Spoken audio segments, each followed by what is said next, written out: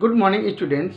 आइए हम लोग फर्स्ट ईयर फिजिक्स के न्यूमेरिकल 2.13 को सॉल्व किया जाए। तो पहले हम पढ़ते हैं कि 2.13। तो आइए आप लोग भी किताब में देखिए 2.13। इसमें दिया हुआ है कोई भौतिक राशि P चार प्रेक्षण योग्य राशियों A, B, C तथा D से इस प्रकार संबंधित है कि P बराबर AQB² / √C × D।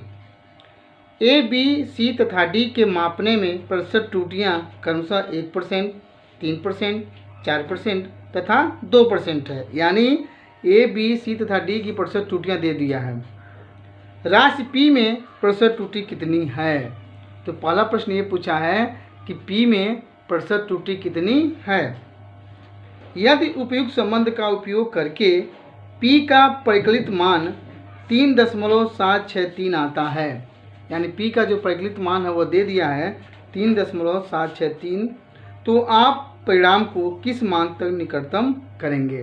तो पहले हम लोग यह ज्ञात करें कि इसकी प्रतिशत त्रुटि कितनी आ रही है।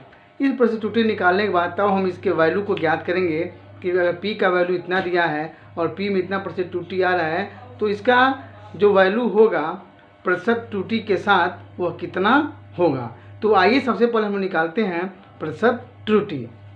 इसमें बच्चों दिया हुआ है कि जो आपको इक्वेशन दिया हुआ है वह है P बराबर AQB² / √C × D। तो हम लोग इस P में प्रतिशत त्रुटि ज्ञात करेंगे। तो इसके पहले मैं आपको पढ़ा चुका हूँ कि इस P के मान में भिन्नात्मक त्रुटि, तो भिन्नात्मक त्रुटि क्या हो जाएगी? del P/P बराबर 3 पहले आ जाता है, del A/A plus 2 del B/B, और ये नीचे वाली राशि क्या हो जाती है? माइनस। तो ये सी पे कितना पावर है? हाफ। तो आप लोग चाहो तो यहाँ पर एक लाइन इसको भी ऐसे लिख सकते हो, AQB², ये ऊपर जाएगा तो C की घात -1/2 और ये D की घात -1, ऐसे लोग लिख सकते हैं। तो अच्छा हम इसको भिन्नात्मक त्रुटि निकालेंगे, लिखेंगे तो del P/P बराबर 3, ये बाहर हो गया, 3 del A/A plus 2 del B/B, इसके लिए क्या हो जाता है? -12। C के लिए del C/C माइनस, ये माइनस होना तो माइनस हो जाएगा, del D/D। अब मेरे प्यारे बच्चों, मैं आपको बोला कि कभी भी इसकी मान जो है माइनस में नहीं होती है, तो उसको प्लस करने के लिए हम लोग क्या करते हैं कि P के मान में अधिकतम भिन्नात्मक त्रुटि ज्ञात करते हैं, यानी मॉड भी निकालते हैं। तो अधिकतम भिन्नात्मक त्रुटि जो होती है del P/P मॉड में मैक्सिमम इसकी वैल्यू क्या हो जाएगी? अब इनको सभी को हम किस में लिख देंगे? प्लस में, यानी जो माइनस में था वो क्या हो जाएगा अब? प्लस में। 3 del A/A plus 2 del B/B minus क्या हो गया? Plus half del C/C plus del D/D। अब इसके बाद जो इसका जो क्रम आता है वह है अधिकतम प्रतिशत त्रुटि। ठीक है, तो अधिकतम प्रतिशत त्रुटि के लिए हम क्या बोले थे आपको? जो आपका मान आता है अधिकतम भिन्नात्मक त्रुटि, उसी में हम 100 का गुणा कर दें तो निकल जाती है अधिकतम प्रतिशत त्रुटि। तो देखिए del P/P मैक्सिमम इंटू क्या कर देंगे? 100 बराबर, अब सब में क्या करेंगे? 100 का गुणा कर देंगे, तो 3 del A/A into 100 plus 2 del B/B into 100 plus half del C/C into 100, और ये प्लस हो जाएगा del D/D इंटू 100। अब मेरे प्यारे बच्चों, इस पद को हम बोलते हैं, इतने को हम क्या बोलेंगे? A में प्रतिशत त्रुटि। इसको क्या बोलेंगे? B में प्रतिशत त्रुटि, इसको C में प्रतिशत त्रुटि, और इसको D में प्रतिशत त्रुटि। तो आपके बुक में दे दिया है कि A में प्रतिशत त्रुटि कितना परसेंट दिया है? 1%। तो इसके जब हम क्या भर देंगे? 1%, 3 रहेगा, ये हो जाएगा 1% प्लस 2 भी रहेगा। और B में प्रतिशत त्रुटि कितना दिया है? 3% प्लस हाफ हो गया। C में प्रतिशत त्रुटि कितना दिया है? 4% प्लस, और D में प्रतिशत त्रुटि कितना दिया है? 2%। इसको सॉल्व कर दीजिए, 3 का गुणा कर दें, 3 1 कम 3 हो जाएगा, 3%, 2 3 6% हो जाएगा, प्लस या कैंसिल हो जाएगा, हाफ इंटू 4 हो जाएगा, तो कितना हो जाएगा? 2%, और प्लस ये कितना दिया? 2%। तो कितना हो गया? देखिए 6 3 9 तो 11 था, 11 और 2 13, यानी कुल कितना परसेंट हो गया? 13%। यानी del P/P mod maximum into 100, यानी P में जो प्रतिशत त्रुटि कितना आ गया? 13%। P में जो प्रतिशत त्रुटि आया वो कितना आ गया? 13%। बच्चों अभी हम लोग निकाले कि P के मान में जो प्रतिशत त्रुटि आया वह 13%, और जो P का मान दिया है 3.763। तो आइए देखते हैं हम लोग अब P में त्रुटि कितनी आ रही है, यानी डेल P का मान। तो देखिए बच्चों, P के मान में त्रुटि डेल P बराबर P का जो मान दिया कितना 3.763 और प्रतिशत त्रुटि कितनी आ रही थी 13%। आया हम लोग अभी निकाले हैं। तो 3.763 गुणे 13/100, इसको हम लोग सॉल्व करेंगे तो ये आएगा 0.48919। लेकिन इसको हम लोग लिखेंगे, इसको लिख सकते हैं हम लोग 0.5। ठीक है, तो लिख सकते हैं 0.5, यानी जो P के मान में त्रुटि आया डेल P का मान कितना आया 0.5। तो जो P का मान दिया है 3.763, अब इस डेल P के आधार पर इसको हम उचित सार्थक अंक के रूप में लिखेंगे। दशमलव के बाद एक अंक आया है तो P के मान में भी दशमलव के बाद एक का स्थान आना चाहिए। तो 3.763 को हम लिख सकते हैं 3.8, यानी ये आपका P के मान में त्रुटि आ गया और ये P का क्या आ गया मान आ गया। तो P का परिणामी मान क्या होगा, हम आपको बताए थे P का परिणामी मान क्या लिखते हैं हम लोग P plus minus del P। तो उस आधार पर अतः P का परिणामी मान क्या आ जाएगा P plus minus del P। तो P की वैल्यू 3.8 प्लस माइनस, अब P में त्रुटि कितना आ गया 0.5, तो प्लस माइनस लिख सकते हैं 0.5। यही हमको पूछा था कि इस P का परिणामी मान क्या होगा। यदि हमको त्रुटि भी मालूम हो जाए और मान भी दिया है तो इस दोनों का आधार पर हम लिख सकते हैं P plus minus del P 3.8 और प्लस माइनस 0.5, यानी हम लोग इसी मान को ज्ञात करने के लिए 0.5 के मान को ज्ञात करने के लिए हम पहले क्या निकालें तो प्रतिशत त्रुटि निकालें।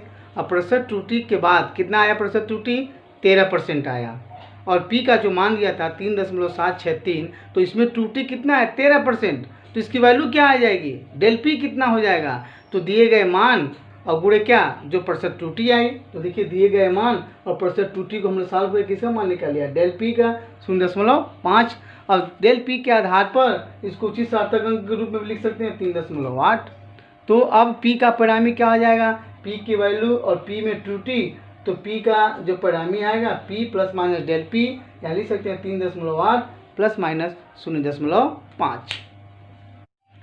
देखिए बच्चों 2.14 इसमें दिया है किसी पुस्तक में जिसमें छपाई की अनेक त्रुटियां हैं, आवर्त गति कर रहे किसी कण के विस्थापन के 4 भिन्न सूत्र दिए गए हैं। देखिए यहाँ पर लिखे भी गए हैं y बराबर a साइन 2πt/t, y बराबर a साइन vt, c है y बराबर a/t साइन t/a, और d है y बराबर a√2 sign 2πt/t plus cos 2πt/t दिए गए हैं। a, इसमें जो a आया है वह है कण का अधिकतम विस्थापन, b कण की चाल, t गति का आवर्तकाल।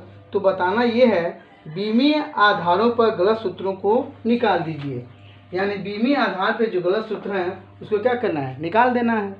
अब मेरे प्यारे बच्चों, अब देखो मैं आपको बताया था पढ़ाते समय कि शुद्ध संख्या या जो शुद्ध अनुपातिक रूप होता है उसका कोई बीमा नहीं होता है, वह बीमाहीन होती हैं। ठीक है, तो यहाँ पे देखिए ये जो 2π/t है, देख रहे हैं आप 2π/t, वह क्या है कोण है, क्या है कोण है। और कोण क्या होती हैं बीमाहीन राशियाँ होती हैं। तो ये बीमाहीन राशियाँ हैं, ये हट जाएंगी तो क्या बचेगा देखिए a और y। तो a क्या है विस्थापन, ये भी आपका विस्थापन है, तो दोनों की जो बीमा होगा वो क्या होगा सेम होगा। तो ये आपका क्या है सही है, ये हमको गलत को निकालना है बीमी आधार पे। अब देखिए दूसरे में आइए a साइन vt, ये जो vt है वह एंगल नहीं है। जब कोण नहीं है ये क्या होगा बीमी सूत्र के रूप में होगा, जबकि यह क्या होना चाहिए यह कोण होना चाहिए। साइन vt को क्या होना चाहिए एक एंगल होना चाहिए, और ये एंगल नहीं दिया है अर्थात ये क्या हो जाएगा गलत हो जाएगा। आप अगर इसका बीमा निकाल रहे हैं तो v का LT-1, t का क्या हो जाएगा t आपका हो जाएगा l, जबकि ये क्या होना चाहिए एक एंगल होना चाहिए, अतः ये क्या है गलत है।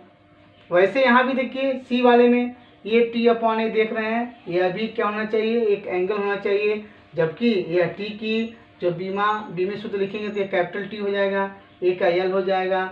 तो इसको निकालेंगे, दोनों पक्ष को करेंगे तो संतुलित अवस्था में नहीं आएगी, क्योंकि यह एक एंगल के रूप में होना चाहिए। यह एंगल नहीं दिया है, अर्थात ये भी क्या है, गलत है।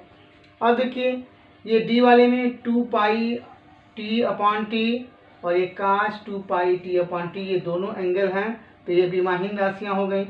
ठीक है, ये हट जाएंगी तो बचेगा क्या, a√2, ये शुद्ध संख्या है, यह भी विमाहीन है, तो बचा a और क्या बचा y। तो दोनों की विमाएँ क्या होती हैं, सेम। क्या होती हैं, ये इसका भी यल होता है, इसका भी क्या होता है, यल होता है। तो मेरे ख्याल से आपको समझ में आ गया। इसमें से गलत कौन है, बी और सी, सही कौन है, ए और डी। यानी ए और डी क्या है, ये सही है। ये रहा आपका 2.14। देखिए बच्चों अब 2.15, ठीक है, 2.15 भौतिकी का एक प्रसिद्ध संबंध किसी कण के चल द्रव्यमान m विराम द्रव्यमान m0, इसकी चाल v और प्रकाश की चाल c के बीच है। यह संबंध सबसे पहले अल्बर्ट आइंस्टाइन के विशेष अपेक्षिकता के सिद्धांत के परिणामस्वरूप उत्पन्न हुआ था। कोई छात्र इस संबंध को लगभग सही याद करता है, लेकिन स्थिरांक c को लगाना भूल जाता है। वह लिखता है m बराबर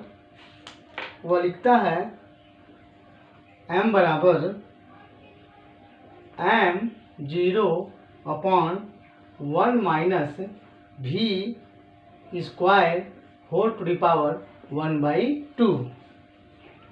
अनुमान लगे कि c कहाँ लगेगा।